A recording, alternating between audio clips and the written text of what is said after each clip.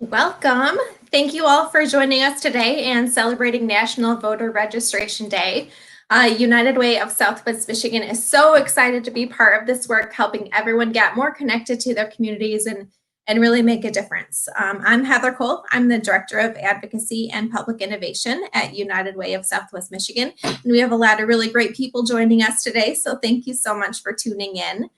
We believe voting and civic engagement are great and important ways for people to shape and really build the kind of community that they want to live in. So today we're going to talk about voting in Michigan and voting safely. I'll be sharing the link in the comment section today for you to sign up to get a free safe voter kit. So that includes a face mask, hand sanitizer, your own pen, some other goodies. So helping you get all set up to vote safely. And please feel free to add in a comment, let us know you're here, ask any questions as well. So we'll have a little bit of time later in the show and we'll be able to answer as many questions as we can. So I am so happy to be joined today by Assistant Secretary of State Hester Wheeler for our event today. And Assistant Secretary Wheeler has some really great important information to share and is here to answer all your voting questions. So welcome. Thank you so very much, Heather Cole. What a pleasure to be on this show with you this afternoon. I think this is such an exciting time here in Michigan. And I have to tell you up front, though, I applaud the work of United Way. And I think all that is good and all that is possible across all of our communities is because of the work that you do. And Heather, I've seen you everywhere. I thought you were uniquely Southwest Michigan, but I've seen you in Southeast Michigan. I've seen you in Central Michigan. Keep it up. I'm happy to be here. This is a very, very important season. So happy to participate and share information. Well, thank you. Thank you. And yeah, we as United Way, as our network, we like to be involved in anywhere we can be. So I'm happy to see you again. I think this is the third or fourth time we've had an event together. So yeah, so let's go ahead and jump right in. So I'm going to go ahead and get your PowerPoint started up. And while you do that, let me just introduce Jocelyn Benson. She can't be with us this evening, but she's our Secretary of State. She's an absolute dynamo. Yes, she is. Jocelyn has a magnanimous vision about voting and elections. In addition to us managing the Department of Motor Vehicles, we actually call it the Secretary of State office here in Michigan, but she's also the Chief Elections Officer. So it's a great time to be on the team and articulate the goals and objectives of Michigan's new voting rights. So happy to be here, happy to be a part of the team with Jocelyn Benson. And I've got a couple of slides and a PowerPoint. I'd like to just sort of take you through Michigan's new voting rights and Michigan's new elections landscape pretty strategically. So is it okay? I'll start with the first one. Sure. Heather? So I see you've got proposal 2. So November of 2018, Michigan voters overwhelmingly passed several new voting rights. And the first one was proposal 2, and it allows for a new redistricting commission, 13 new commissioners. In fact, they started meeting last week. And what it does is the initiative is designed to take the politics out of boundaries. Instead of politicians drawing their own boundaries, these are just regular, everyday citizens. 4 people have identified themselves as Democrats, 4 people have identified themselves as Republicans, and the other 5 have identified themselves as independents. They're not necessarily strongly attached to either of the political parties. So we think that's a fair way to get this process started. They'll be meeting fairly regularly over the next 12 months or so. And by the end of next year, we'll have some bold recommendations. And probably the most important thing I want the public to hear is that you all have an opportunity to weigh into this process. You can go to our website, go to redistrictingmichigan.org. You can pay attention to when this particular commission is meeting, and you can personally offer up a map as to what the lines need to look like. This is a fair and open process. So that's the first proposal. That's proposal 2, and we'll go to the next slide. The next slide begins to, look at more details. 200. We selected 200 plus, and we sent it over to the legislature. And it's a very fair mix. Southeast Michigan, Southwest Michigan, Central Michigan, the upper, lower peninsula are all represented. I think we even had a semifinalist from the UP. So we had an algorithm, Hester Wheeler or Jocelyn Benson. We did not select those commissioners. So don't call us. We used an independent firm. And so we're in motion now. Let's look at the next slide. But it was a very, very balanced experience. It was balanced racially. It was balanced based on gender. It was a fairly healthy mix based on age. So there were young people in the mix. In fact, there are at least 2 people on the commission that are under the age of 30. And I'm partial to that in particular because I know you can't tell, but I'm probably in that middle age group. And then there are quite a few people that are older than me. I mean, actually seniors. But I think I believe the best way to predict the future is to create it. And you do that by making sure multiple generations are represented in every initiative, and specifically young people ages 18 to 35. And I think you'll see that mix as you pay particular attention to this redistricting effort. And these are the names of the people that actually won. And Heather, I think you're going to put all of this on your website. Am I correct? So, yeah, people will be able to view this video ongoing, so they can continue to have the access to this information. Perfect. Sure. All right. And these are the people that won, so we can keep going. Due to COVID-19, commissioners will be meeting virtually, and like I said earlier, it is happening. We're in motion right now. Let's go to the next slide. Awesome. There we go. And proposal 3. Now, this is a cat's meow. This is a big deal that has huge impacts. That's a big deal. Will happen on our way to November 3. We're exactly 5 weeks away. And I'm particularly pleased that United Way of Southwest Michigan and so many other organizations across this state would pause to celebrate National Voter Registration Day. This is the great equalizer. Voting is the great equalizer. This is the one day of the year. Now, this is the one day of the year where everybody's power is equal. And we are encouraging people to pay particular attention to the process this year. We've had several elections across this state already this year. March 10, we had a presidential primary. May 5, we had elections in some 50 plus cities across the state of Michigan. And of course, August 4, we just had our primary. And we've learned a lot. So many people have taken advantage of no excuse absentee voting. In fact, 2.5 million Michigan voters participated in the voting process, but 1.6 of that 2.5 voted via the absentee process because of the benefits of no excuse absentee voting. And why is that especially significant, Heather? It's particularly we want to be safe. You got it. So in this COVID-19 environment, we're encouraging voters to take advantage of the opportunity to vote by mail, vote from the comfort of your home. Spread your ballot out on your dining room table, study the candidates, study the issues.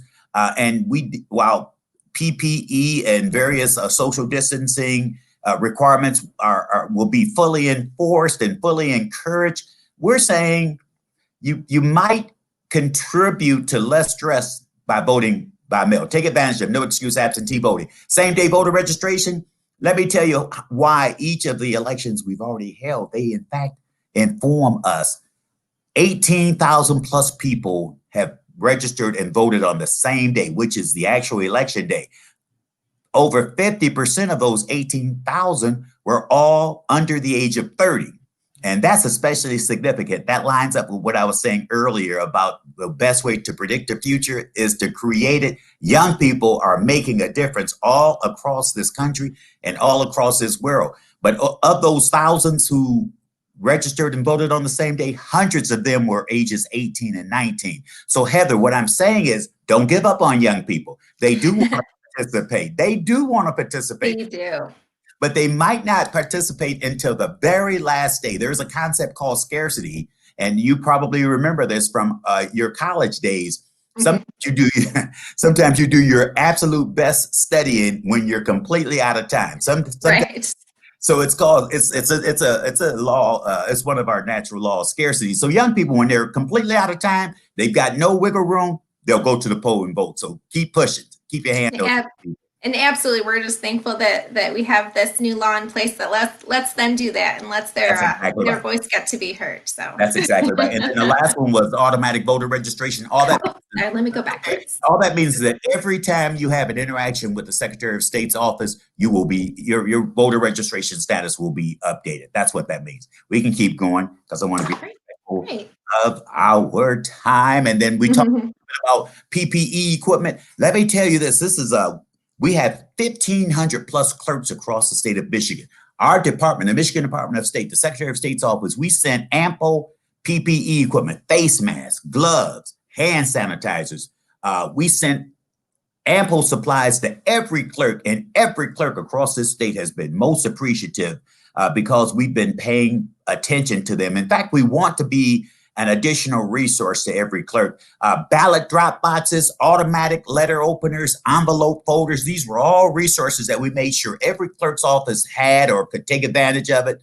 We've actually made grants available for a lot of clerks who wanted to update their tabulators or their high-speed counting machines, or if they wanted to invest in additional PPE equipment. And I mentioned something, I don't want it to get away. I talked about ballot drop boxes. So we have looked at a bunch of national best practices, and ballot boxes are new to Michigan, but they're not new to the United States.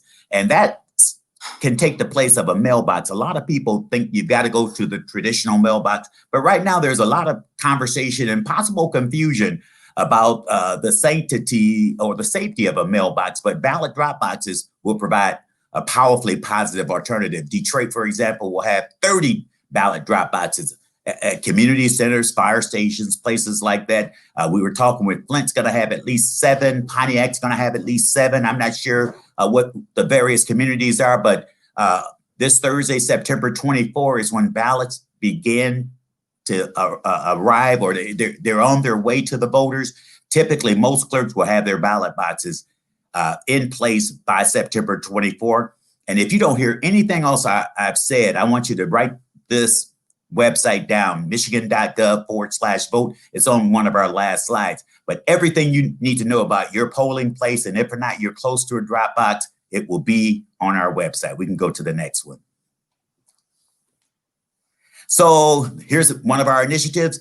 This is called Democracy MVP. I just want you to know nearly 20,000 people from all across Michigan have signed up to be elections workers or poll workers, and you can work anywhere in Michigan. You can be as young as age 16 to work during the election process. Go to our website, michigan.gov/democracy MVP. MVP, of course, stands for most valuable player. And if you participate in this civics experience, you are, in fact, a most valuable player. We can keep going. And that's on our website. Again, cities with, we've got another initiative called VMI, or our Voting Matters Initiative. And honestly, in the same spirit that we talk about Black Lives Matter, we're saying voting matters. And this is our Voting Matters Initiative. We looked at the 100 lowest performing precincts all across the state of Michigan. And we've been doing extra work in all of these communities. And it has been fascinating, Heather. We've been to Sturgis, Michigan. You were with us on one or two of these particular calls. Battle Creek, Benton, Harbor, Kalamazoo, all of these communities. And we're listening to voters to try and determine what are the reasons they won't vote and what can we do to help them get to the polls. We can keep going. We're also proud to announce another initiative. We have a memo of understanding between the Michigan Department of Corrections and our Michigan Department of State.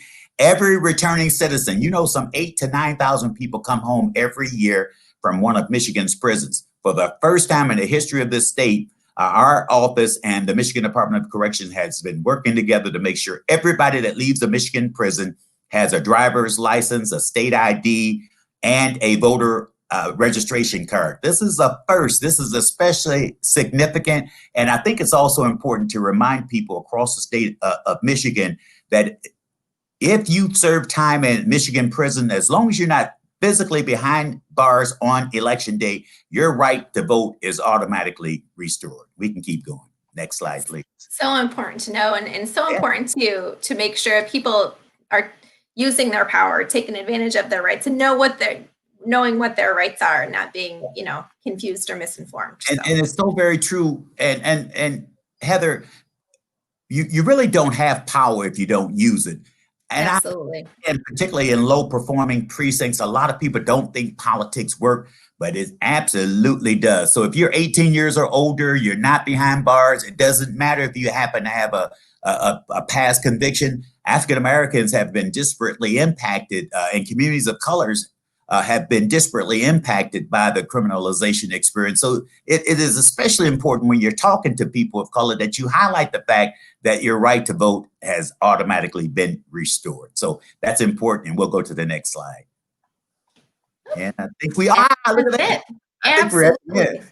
Absolutely. Is that on time, Heather Cole? Look how efficient you are. I know, that was perfect. That's 15 minutes exactly. I think that's a credit to how efficient you are. So, Thank you very much. So I know we're going to be here for a little bit, but on behalf of Jocelyn Benson, our Secretary of State, we are so happy to participate in this important discussion. well, thank you so much, and thank you for just the awesome information. There's been a couple comments that have come through.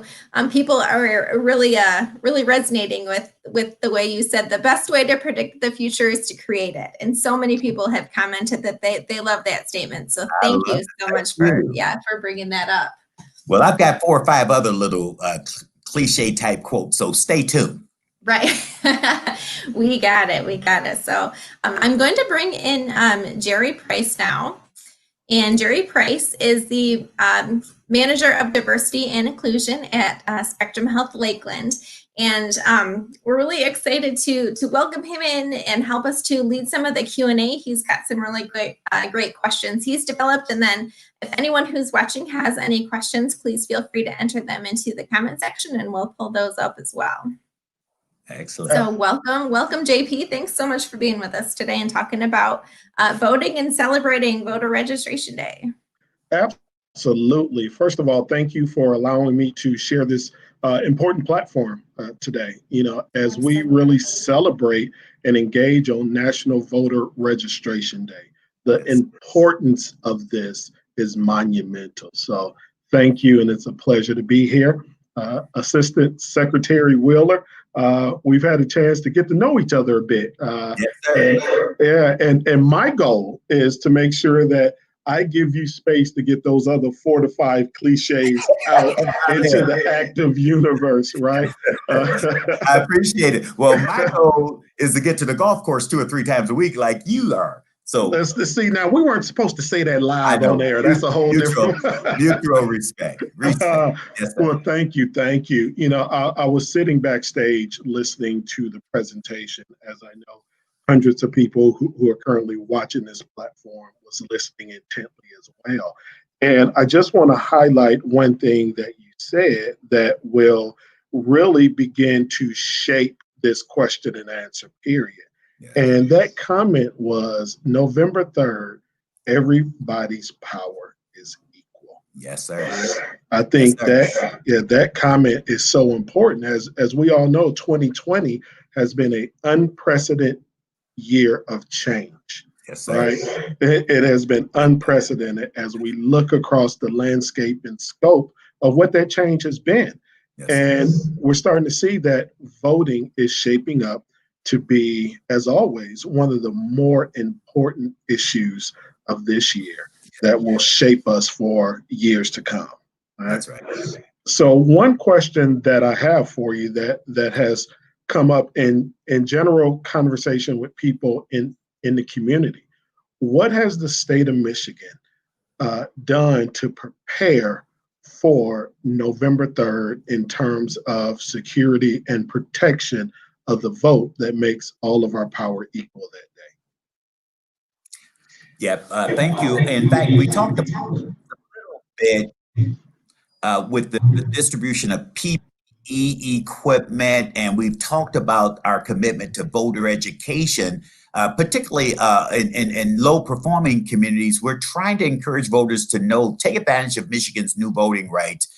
Vote by mail, no excuse, absentee voting. And we're doing this very deliberately because this happens to be a moment of convergence where COVID-19 and new voting rights have arrived all at the very same time. So You can vote from the comfort of your own home. And if you're not registered, it's easy to get registered. Please spend time on michigan.gov/vote. You can get educated about the issues. You can get educated about your polling place. So we're committed to education. We're committed to safety supplies.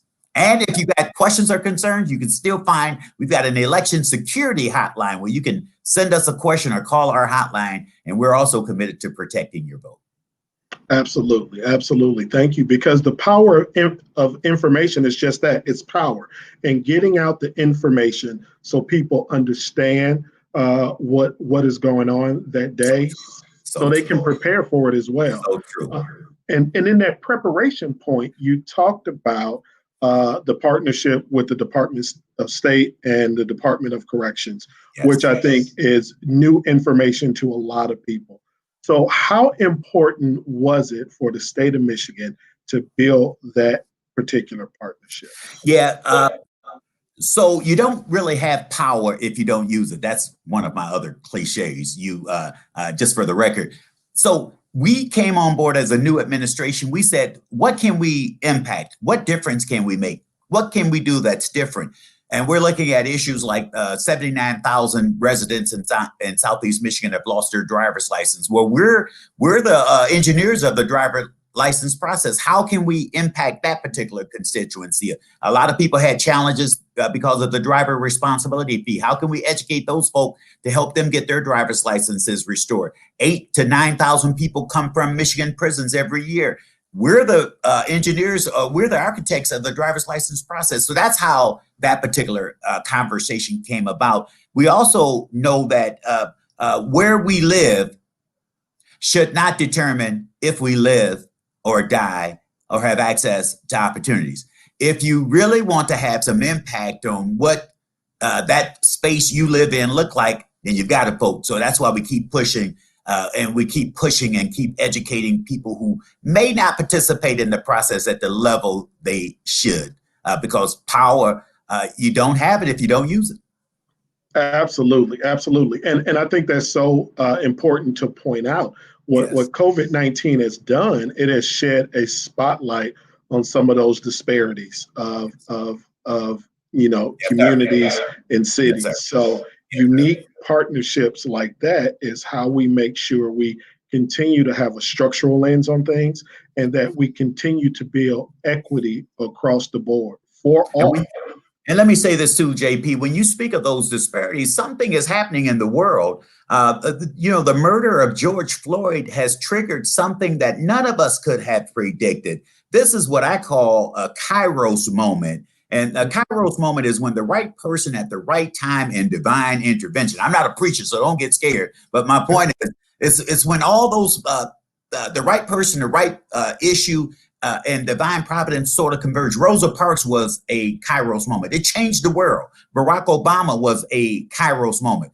George Floyd was, in fact, a Kairos moment. There were many people who had been killed or shot by police, but it never erupted into 50 states and 60 plus countries protesting and demonstrating. So I am saying there's a lot of energy in this moment, and all of that contributes to this election, this upcoming election. So our job is to encourage people to move from protest to power, to move from agony to action. Election day is an opportunity for you to weigh in a big way.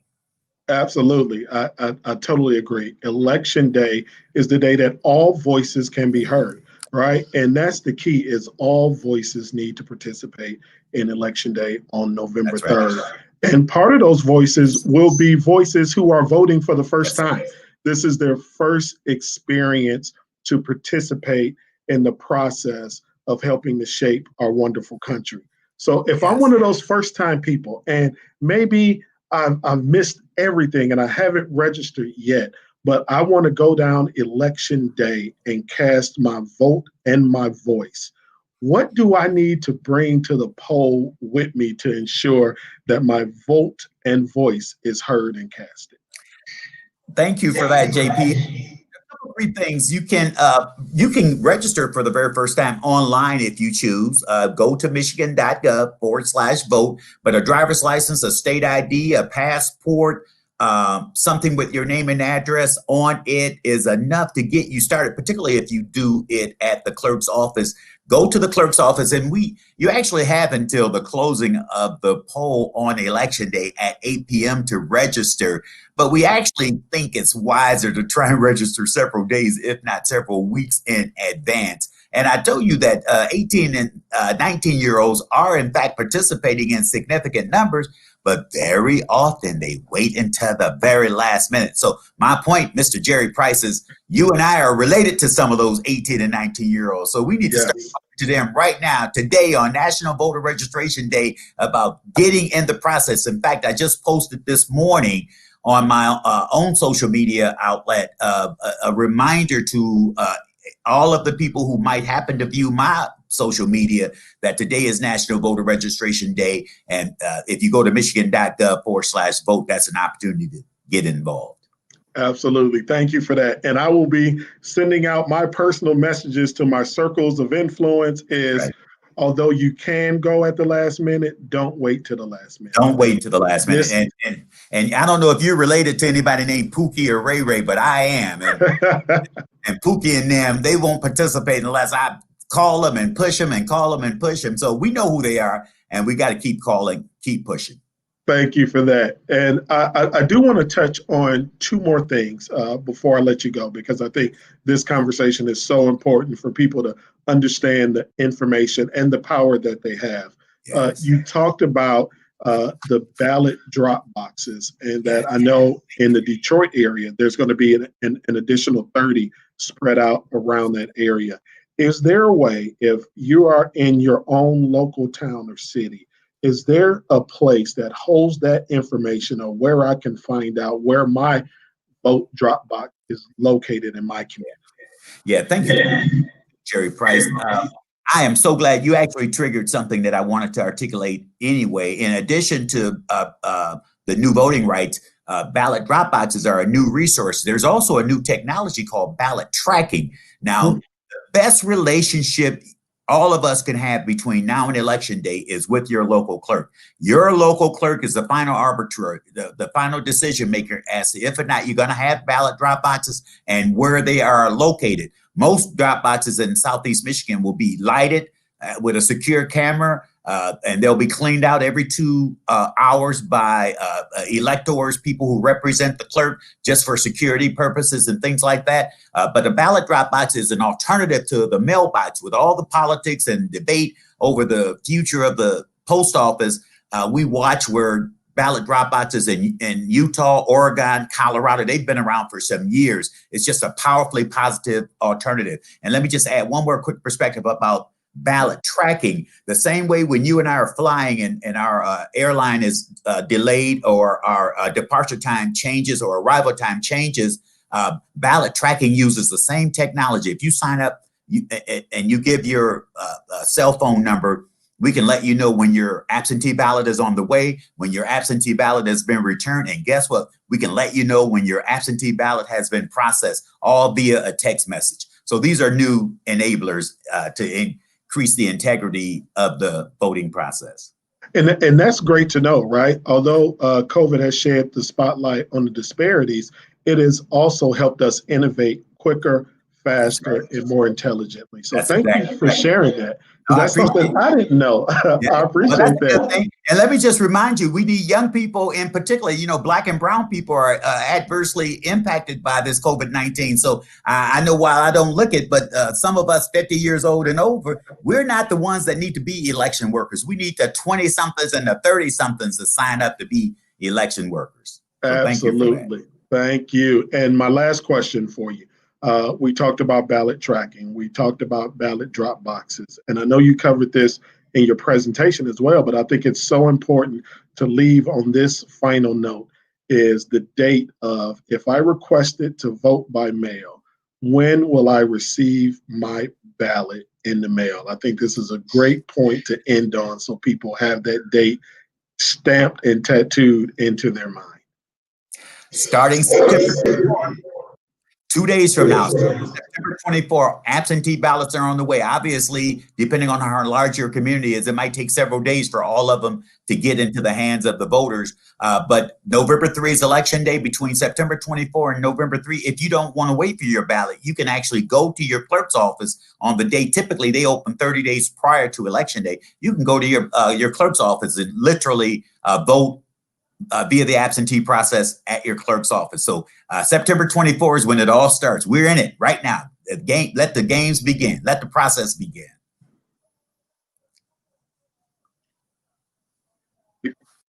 Process has started.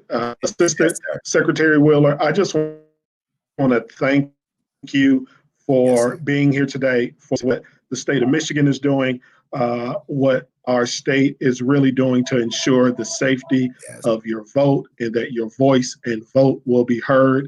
And the comment that I think that resonates with us all is November 3rd, everybody's power is equal. Thank you, sir. Yes, sir. Jerry Price, thank you for spending time with me. Heather Cole, thank you for having me. I appreciate that. And you're absolutely correct. November 3, everybody's power is equal. Go to the poll, exercise the sacred franchise. Thank you. Awesome. Thank you both so much. This is just such a powerful and dynamic conversation and so important. So many important points. So thank you all. So can't thank you enough so much for coming to share your story with us. So I am happy now to add another voice to the process here. I'm happy to introduce Jennifer Tomczak. Jennifer is the marketing manager at United Way of Southwest Michigan. So welcome, Jennifer. Thank you for coming on today to add to this really great dynamic conversation. United Way of Southwest Michigan has partnered with the Michigan Nonprofit Association to create this really great portal to help people get registered to vote, request a ballot to vote from home, and make a plan and pledge to vote. So I'd love it if you could talk a little bit about voting and talk about this great new opportunity through United Way. Yeah, absolutely. Thank you for having me. So after that, I mean, that was so inspiring, so many powerful words. I'm sure after listening to that, you're fired up to do this. So I can take you through the nuts and bolts of it a little bit of how this portal works. We wanted to keep it as simple as possible. You know, we know that the process can feel a little intimidating. Sometimes it feels complicated, especially if you're a younger voter and you haven't done it before. So we created this portal that has 3 very simple buttons on it. The first one is register to vote. And the second one is request an absentee ballot. And then the third one is pledge to vote. I know from experience that a lot of times when you make a pledge to do something and you make a promise to yourself and others, it kind of gives you a feeling of accountability, and you actually follow through and do it then. So I always like to pledge that I'm going to do something in addition to getting the ball rolling. So that's a helpful thing for that. So this looks so great and easy. Just 3 buttons can kind of get you on your way. So can we go through maybe the request an absentee ballot button and kind of show everyone how that works as well? Sure, absolutely. Go ahead and click on that.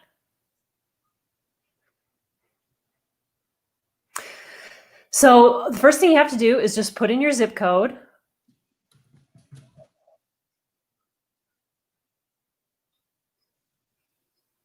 Okay, and then from here, you just have to put in your address, and we're going to use United Ways as a demo.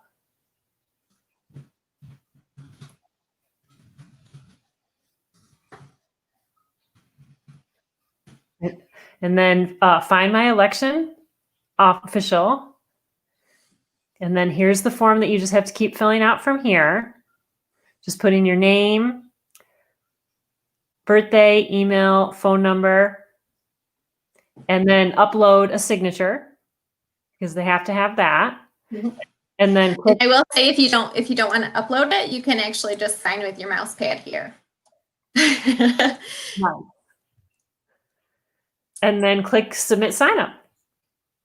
That's an incredibly easy process, and it's such clear forms. It's not a lot of clutter, just really simple step by step to help people really know how to take action and know what they're going to do. again, registering to vote online, requesting an absentee ballot online, pledging to vote online, from safety and comfort of your own home. I think that's what we're really trying to promote, is making sure that not only are people actually going to vote, but people know how to do it safely. So whether that's making sure if you're going to the clerk's office in person to register, or you are going to your polling location, you're making sure you're practicing social distancing, using hand sanitizer, wearing a mask. So we're making all of these things available to people who are participating in this live stream and video, and people who interact with us online, to go through and get a safe voting kit, or else you can do everything by mail from the safety and comfort of your own home. So Right. really thanks so much to United Way for and the marketing team for putting this really simple, easy to use process together. And you can find that right on our homepage at uwsm.org. Just scroll down and you'll see it right there, and you can click through and get it done in a matter of minutes. Perfect. Nothing like making it just more accessible, easier for people to get to, Right. and really, making sure that we're making people making easier avenues for people to take part in this process. So thank you again so much for that. Let me get my other screen up here. So wonderful. Well, I'm going to welcome Jerry Price, and looks like we lost Mr. Wheeler just really quickly. So I'll welcome Jerry Price back to the screen, and thank everyone again for participating. This has been great, super amazing discussion. Again, don't forget to request your safe voting kit via the link in the comment section. And again, it's available to the first 100 people who request one. Thanks to the Michigan Nonprofit Association for providing resources to make this all work, help this happen. And then thanks to our guests, Jennifer and Jerry Price. Is there anything either of you would like to add? Just, it's important to plan ahead, and hopefully by putting this event together and just to get people thinking about it, and putting the portal together that we've created, that'll help people to do that. Absolutely. And my final words will be: exercise your voice and exercise your right to vote. Voting is for all. And let's make it happen on November 3rd.